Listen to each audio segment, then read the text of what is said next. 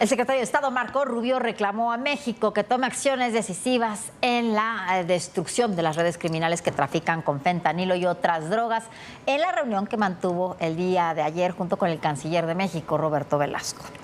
Al mismo tiempo, Estados Unidos demandó que los flujos migratorios se frenen en la frontera por las autoridades mexicanas, pero recordemos que los flujos migratorios se han reducido en forma notable desde que existe un operativo militar a ambos lados de la frontera.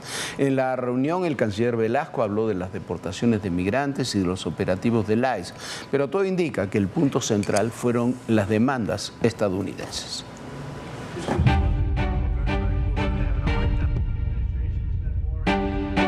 Los puntos de inflexión de la reunión entre el secretario de Estado Marco Rubio y el canciller mexicano Roberto Velasco eran claros, pero luego del más reciente acercamiento, prácticamente quedaron grabados en piedra y sellados con un par de sonrisas que parecen todo menos cómodas.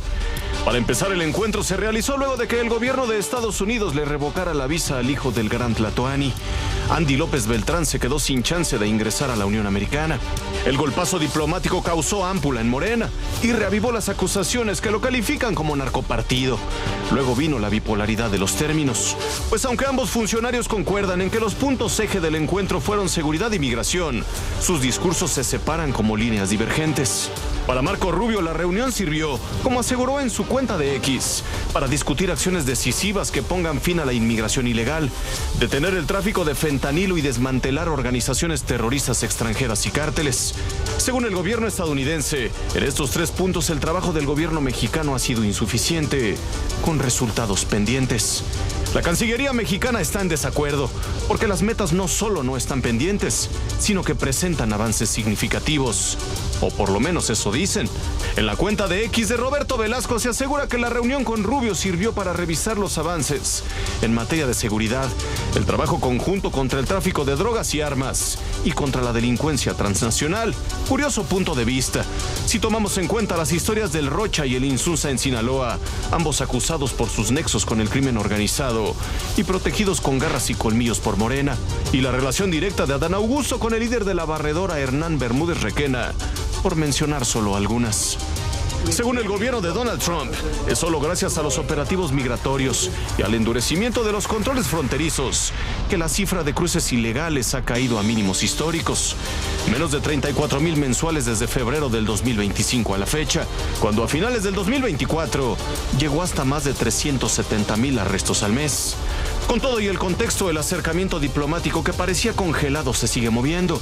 Para muestra, la más reciente reunión del canciller mexicano Roberto Velasco con el embajador de Estados Unidos en nuestro país, Ronald Johnson, y el de México en la Unión Americana, Roberto Lazzeri. Raciel Cruz Salazar, Azteca Noticias.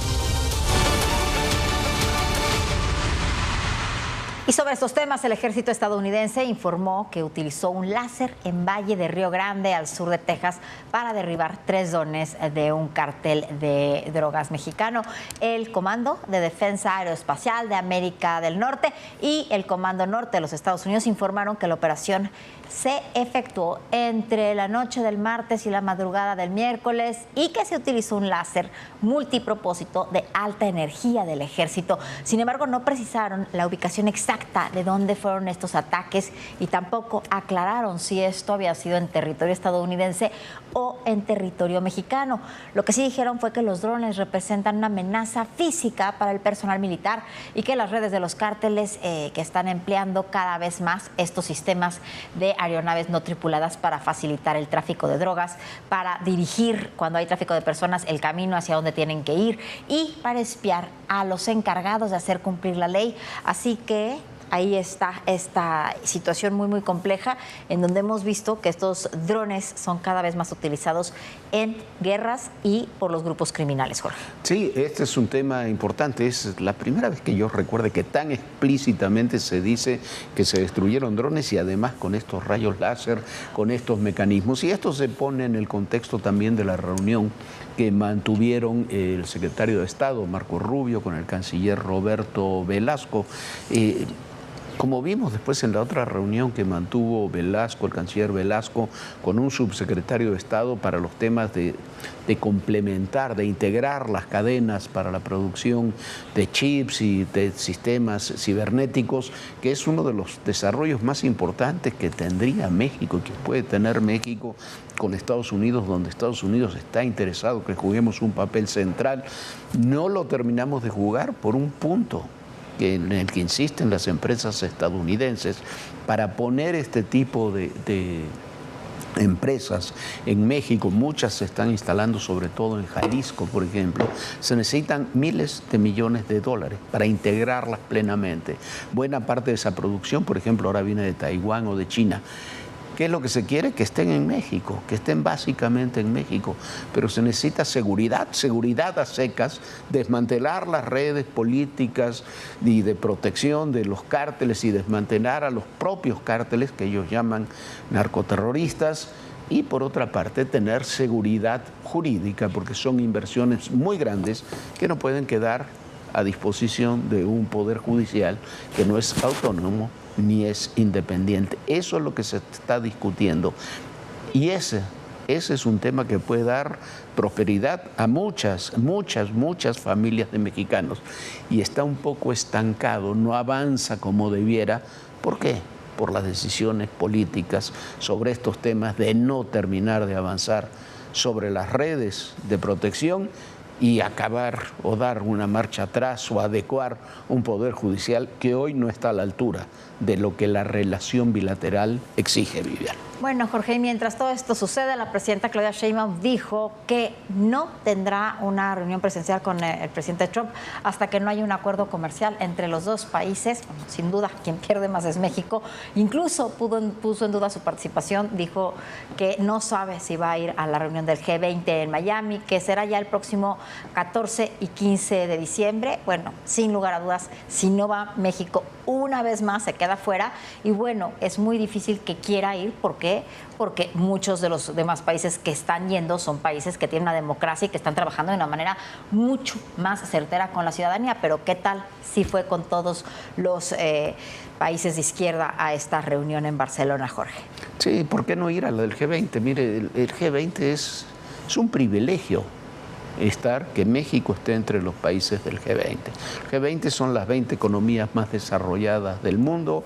Ahí estamos desde hace ya muchos años. Siempre habíamos tenido un papel protagónico. López Obrador lo abandonó por completo y la presidenta parecía que iba a tener una actividad internacional mucho más intensa y se quedaron con el discurso de López Obrador. Sí, la hace la Cancillería, la hizo Ebrard en su momento, la hizo De la Fuente en su momento, la hace Roberto Velasco ahora, pero no tenemos esa presencia que es imprescindible, que es la de los mandatarios. Para eso hay que ir a las reuniones como la del G20. Ahí están todos los líderes mundiales.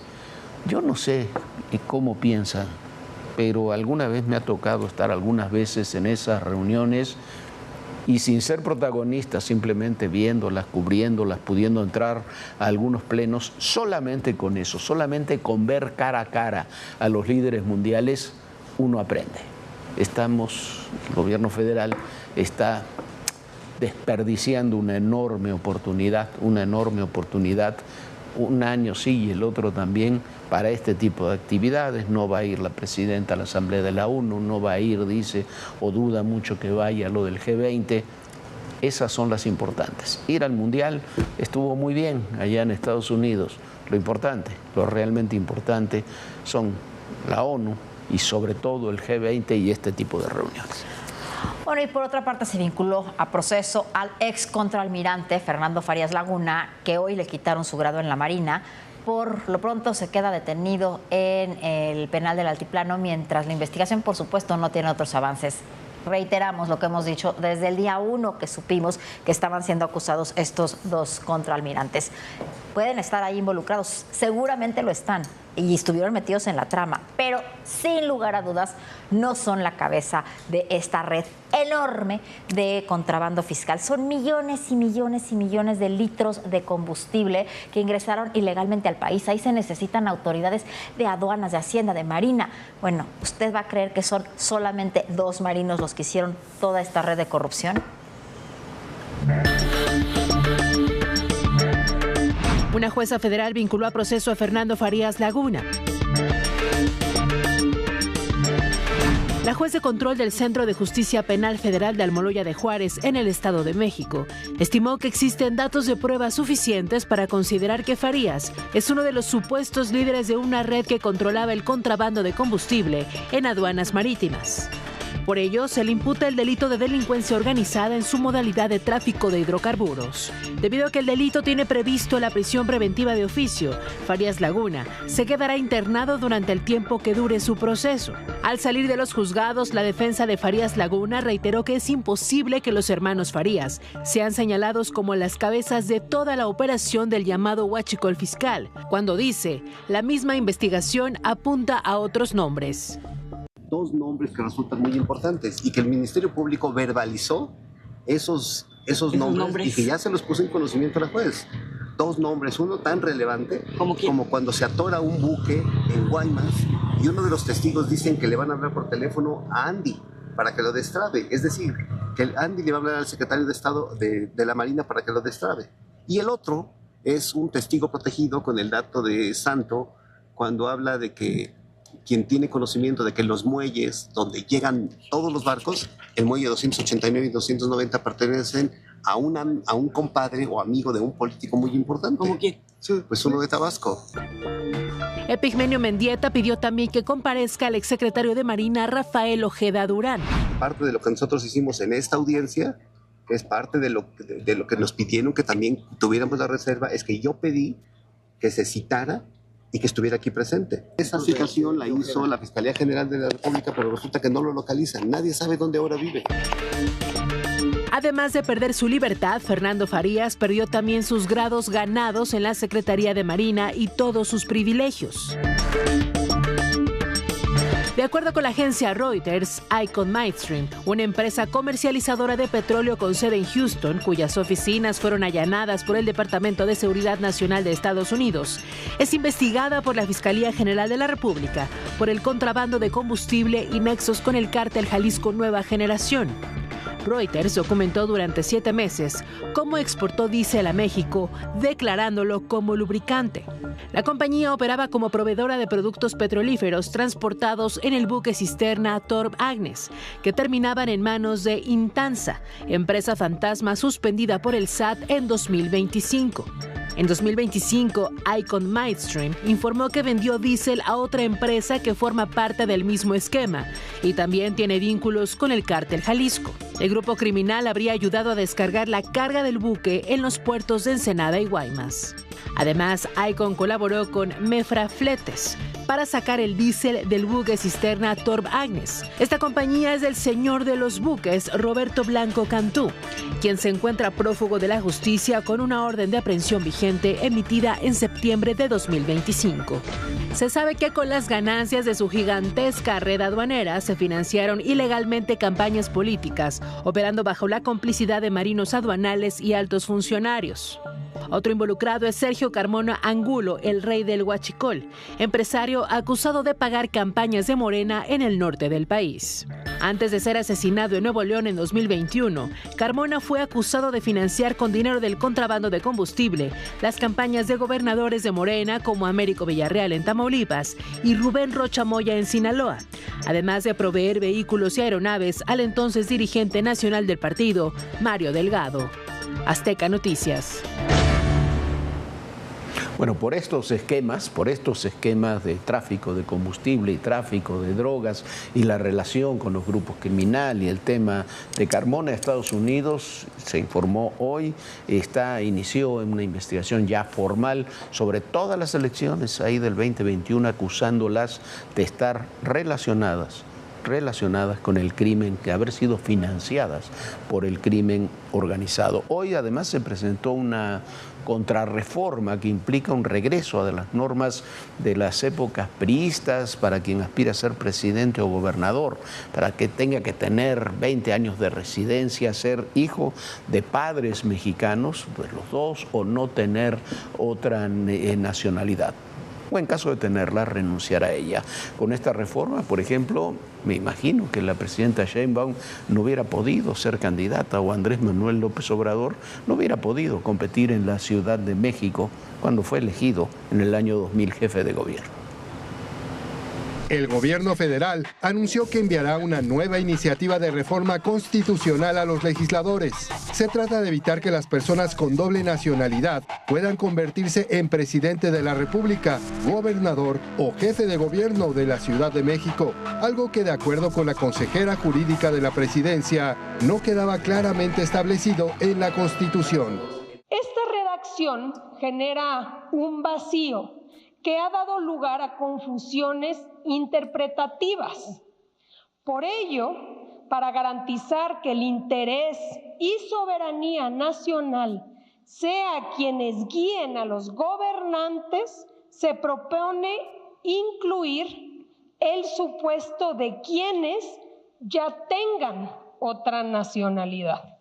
El gobierno federal quiere que los legisladores modifiquen el artículo 86 constitucional para aclarar que quien aspire a dichos cargos no puede adquirir ninguna otra nacionalidad y, en caso de tenerla, que renuncie a ella previo a solicitar su registro como candidato.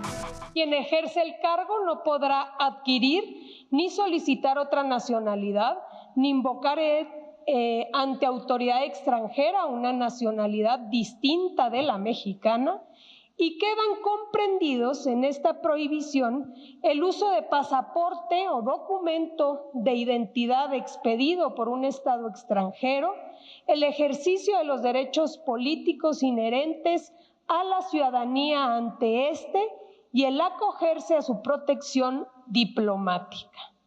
También se contempla que cualquier aspirante compruebe haber residido en el país al menos durante 20 años antes de solicitar su registro como candidato. Esta iniciativa ya está lista para ser presentada en el próximo periodo de sesiones del Congreso de la Unión y de esta forma será analizada, discutida y votada por los legisladores. Agustín Rodríguez, Azteca Noticias. Bueno, y por decisión de la Suprema Corte, sí, de esa Suprema Corte del acordeón, los candidatos independientes en Michoacán no podrán hacer campañas conjuntas y, por si fuera poco, se incrementa la guerra sucia contra Grecia Quirós. Sin lugar a dudas, es una resolución directamente para afectar a Grecia Quirós, que va alta, muy alta en las encuestas que se hacen para que ella sea quien gobierne Michoacán. Ahora resulta que una funcionaria X, tras el asesinato de Carlos Manzo, que no aportó, no dijo nada relevante, ahora sí recordó todo y amplió su declaración 9 meses después. ¿En verdad le tienen tanto miedo a la oposición? Así llegaron los integrantes del Movimiento del Sombrero a la Suprema Corte de Justicia de la Nación, donde se definiría la batalla legal iniciada en Michoacán.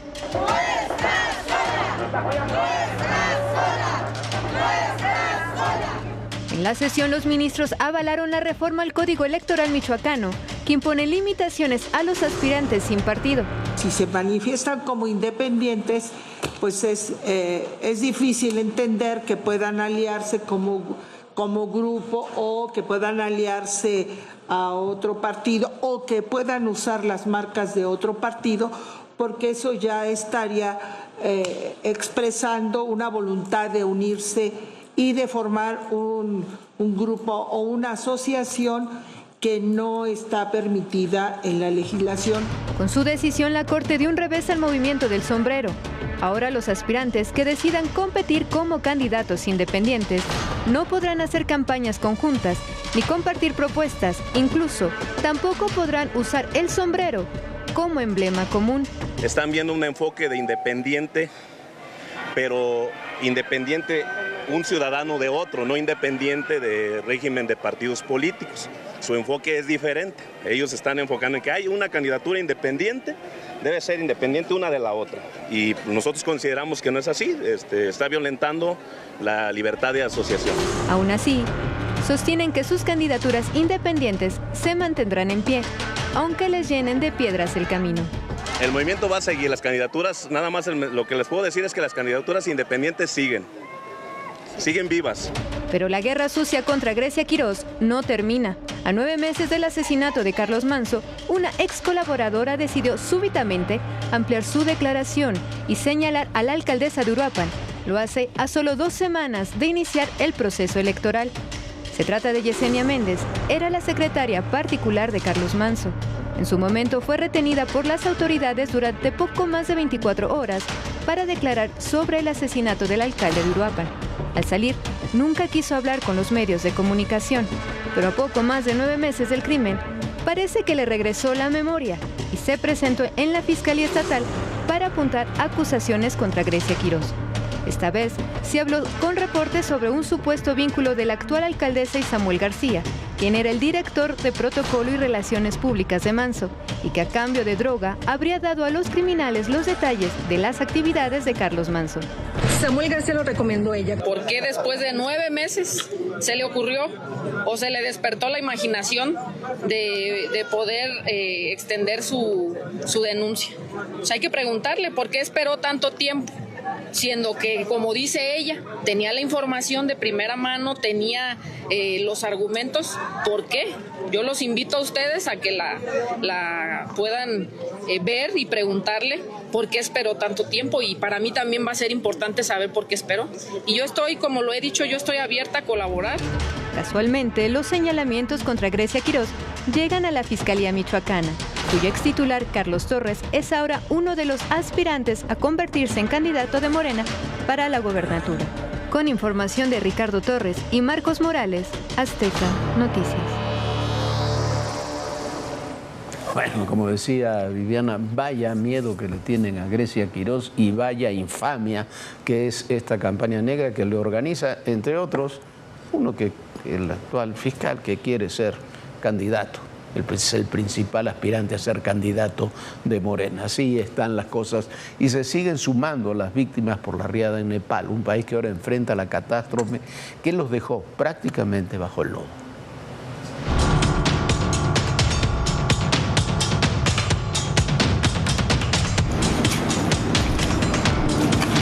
Imágenes como esta siguen llegando desde los valles del Himalaya. En la frontera entre Nepal y China, soldados avanzan entre el lodo para rescatar sobrevivientes y evacuar a los heridos.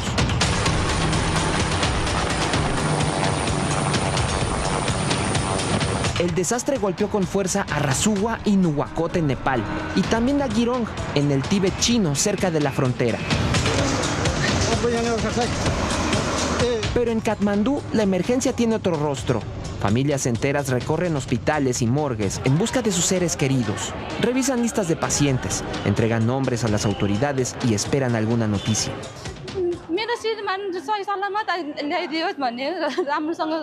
Y desde el espacio llegan más imágenes satelitales que muestran la magnitud de la devastación. El antes y el después revelan terrenos cubiertos por agua, lodo y escombros.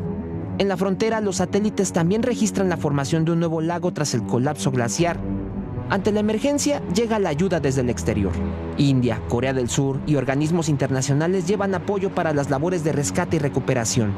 Pero, ¿qué provocó una corriente capaz de arrastrar casas, vehículos y puentes? Esto dice un especialista.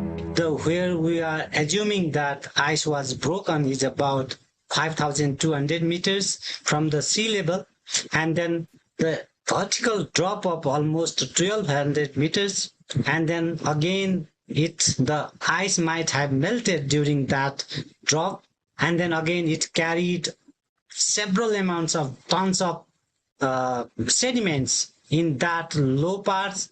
El geólogo Simon Cox explica que el flujo fue incorporando agua, hielo, rocas y sedimentos hasta convertirse en una masa extremadamente densa y veloz. Una velocidad que dejó poco tiempo para escapar. Y mientras los rescatistas sigan buscando entre los escombros, el balance continúa cambiando. Cientos de muertos y más de 1000 desaparecidos entre Nepal y el Tíbet chino. Cristian Arrieta, Azteca Noticias.